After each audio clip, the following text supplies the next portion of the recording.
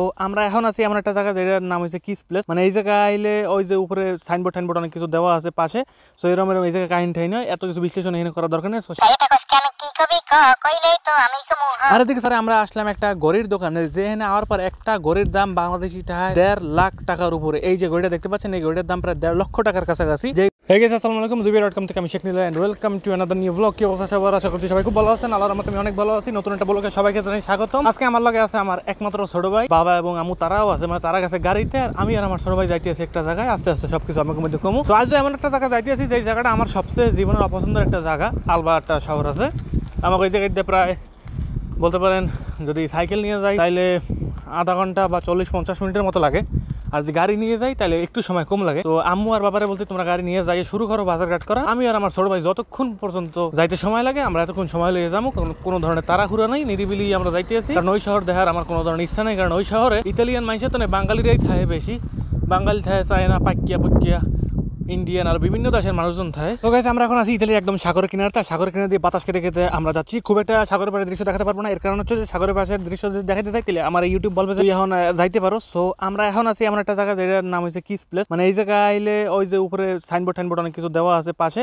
So এরকম এই জায়গায় কাহিনী ঠাই নয়, এত কিছু বিশ্লেষণ এখানে করার দরকার নেই। সো সাগরের পাশের দৃশ্যগুলো আর হয়তো বেশি দিন আপনাদের মধ্যে দেখাতে পারবো না, এর কারণ হচ্ছে যে সামনে শীতাইতে আছে, প্রচুর পরিমাণে শীত।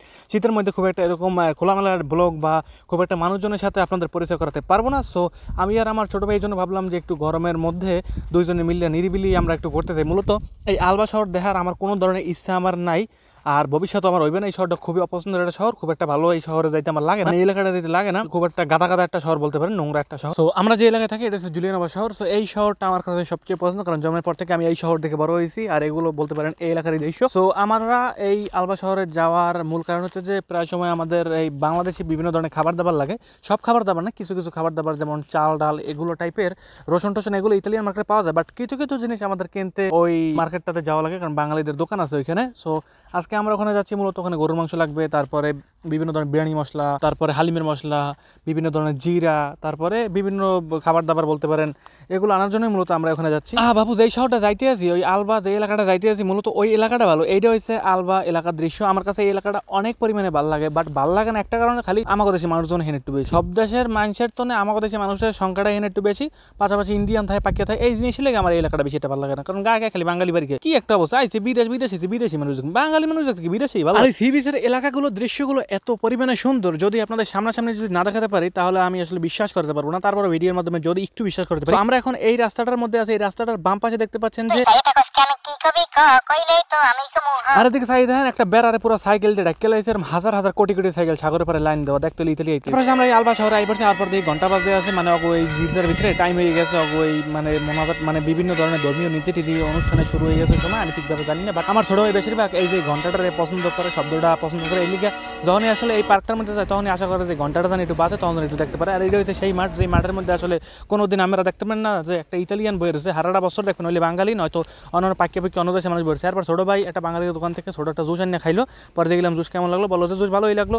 সো এরপরে আমরা বই রয়েছি, বাবা আমু এদের দুইজনে যাই অর্ডার দিতে আছে, বাংলাদেশি মালমাতা সমস্ত কিছু কিনতে আছে, ওই দোকান থেকে অনেক প্রকার মাল কিনতে হবে। সো এরপর আমরা গেছিলাম একটা গোডাউন, মানে গোডাউন না, এই জায়গায় মানুষে বিভিন্ন ধরনের মালমাতা নিয়ে ব্যবসা করে, এরকম একটা দোকানে আইছি। এই জায়গায় আমাকে কয়েকটা জিনিস লাগবে যেগুলো আসলে আমরা অন্য দোকানে খুঁজ দিই, বাট মন মতো পাইনি। পরে এই জায়গায় আইছি, এই জায়গাতে মূলত আমরা কয়েকটা তার কিনবো বাসার লেগে, বিভিন্ন ধরনের লম্বা লম্বা তার, যেগুলো এক স্থান থেকে অন্য স্থানে টেনে নেয়। তো এই মার্কেটের মধ্যে মানে এটা সানাগো দোকান আছে, এই দোকানটার মধ্যে আইলাম খোঁজ দেয়। যদি আমাকে তো এখন তো দাম কম নেবে না, যারা আসলে অতিরিক্ত পরিমাণে মাল কিনে ব্যবসা করে তাদের থেকে আসলে দাম কম নেয়। যারা আসলে বাঙালির ব্যবসা করে প্রায় সময় তারা এই দোকান থেকে মাল নিয়ে তারপর ব্যবসা করে। আর এত পরিমাণে মাল দোকানে মানে কোনো দিনও মানে চোখ বন্ধ শোহের একটা পলক হালান দেবেন, হাল 2-3 মালের মধ্যে পারা পরে। সো এরপর বিভিন্ন ধরনের জিনিসপত্র দেখলাম, আর এই দোকান থেকে প্রায় 12-13 ইউরোর মতো মাল কিনছি। মাল্টিপ্লাগ কিনছিলাম একটা, তারপরে বিশাল একটা তার কিনছিলাম বাসা লেগে, যেগুলো মূলত অনেক সময় এক স্থান থেকে অন্য স্থানে বাতি টাতি টানতে রাইতের বেলা। সো এই লিগে এটা তার কিনলাম। পরে এই জায়গায় ছোটো একটা লাইটও কিনলো, মূলত এইটার লেগেই এই মার্কেটের মধ্যে ঢোকা। ছোটো একটা লাইট কিনছিল, লাইট মাথায় দিয়ে তারপর রাত্রে সাইকেল চালাইবে অথবা বিভিন্ন ধরনের কামে কাজে বাসা বাড়িতে লাগতে পারে। সো এরকম একটা লাইট কিনছে, এটার দাম নিচে প্রায় 3.5 ইউরো, আমাদের দেশে প্রায় 500 টাকার কাছে দাম আসতে পারে। সো টোটাল এই মার্কেটের এটার মধ্যে আমাকে দাম আইছে 1500 থেকে 1600 টাকা, এর থেকেও বেশি দাম আসতে পারে, প্রায় 12-13 ইউরোর মতো প্রাইস আইছে। ছোট ভাই অনেকদিন ধরে কইছিল যে এরকম একটা লাইট কিনবে যেগুলো আসলে মাথায় দিয়ে একটু খেলবে বা অনেক সময় পার্কে খেলে, এরকম একটা লাইট লাগবে রাতের বেলা খেলে। এরপরে আমরা যখন বাঙালিদের দোকান থেকে মালমাতা সবকিছু কিনছে, কেনার পর আসার সময় মিষ্টি নিয়ে আসছিল। এই মিষ্টিটার প্যাকেট নিয়েছে 2.5 ইউরো, যেটা বলতে পারেন 350 থেকে 400 টাকা আমাদের দেশে দাম আসবে। খুবই মজার একটা মিষ্টি। তো এরপরে আমরা আসলাম একটা গড়ির দোকানে, যেখানে আওয়ার পর একটা গড়ির দাম বাংলাদেশি টাকায় 1.5 লাখ টাকার উপরে। এই যে গড়িটা দেখতে পাচ্ছেন, এই গড়িটার দাম প্রায় 1.5 লক্ষ টাকার কাছাকাছি। যে গড়িটা আমার কাছে যে 1000 টাকা বলে, তাও আমি বলবো 500 থেকে 700 টাকার বেশি আমি দিতে পারবো না বাংলাদেশি টাকা। তো এখানে একটা গড়ির দাম 2.5 থেকে 3 লাখ টাকা পর্যন্ত আছে, যেগুলো আমি গ্লাস থেকে দেখছি, ভিতরে যাইনি বাবু। এই ধরনের গড়ি কেনার আমার কোনো ধরনের ইচ্ছাও নেই, আর এই গড়ি আমার হাতে দেওয়ার কোনো ইচ্ছা নেই। যে দাম কয় এই দামের আসলে 100 টাকার 1-2 দামও আমি দিতে পারবো না, এত দামে আমার পছন্দ হয় না। তো সেম ভাবে আবার আমি সেই সাইকেল নিয়ে আবার সেই সাগরের পাড় দিয়ে আমি আসতেছিলাম। এবার সাগরের পাশে আসার পর দেখলাম বিশাল একটা গোসলখানা আছে, মানে এই জায়গায় মানুষ শাওয়ার টাওয়ার করে, এরকম একটা বিশাল একটা ঝর্ণার মতন একটা কল বানাই দিয়েছে। আবার চাইপে চুপে দেখলাম গোসল করতে এই জায়গা ভালোই লাগে মনে হয়, আমি এখন পর্যন্ত জীবনে করিনি। বাট ইতালিয়ান ছেলে মেয়েরা যখন এরা সি বিচে সারাদিন পড়ার পরে ওঠে, এরপরে এসে এরা এই জায়গা পর গোসল করে।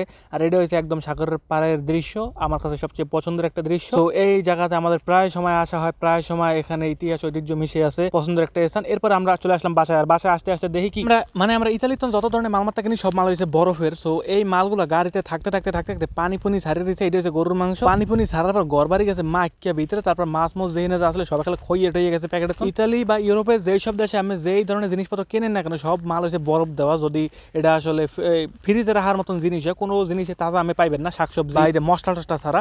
এই তারপর বিরিয়ানির মশলা আছে, ধনিয়া পাতা আছে, আর ধনিয়া পাতাটা একদম ফ্রেশ। এইটা ইতালিতেই হয়, বড় বড় গাছের, বড় বড় গাছ, মানে হাইব্রিড টাইপের বিশাল বিশাল একটা গাছ হয় পাট শাকের মতন। সো এরপরে কেবল টেবল যা কিছু আনছি সবকিছু খুলতে আসি, মিষ্টি মুষ্টি সবকিছু নিয়ে খুলতে আসি, কারণ সবকিছু খুলে মিলে দেখতে পেয়েছি কোনটা আসলে ফ্রিজের কোনটা আসলে কি, এগুলো সব আলাদা করতে আসি। কারণ ফ্রিজের গুলো একালে নরম হইয়া পুরো একালে যায় অবস্থা।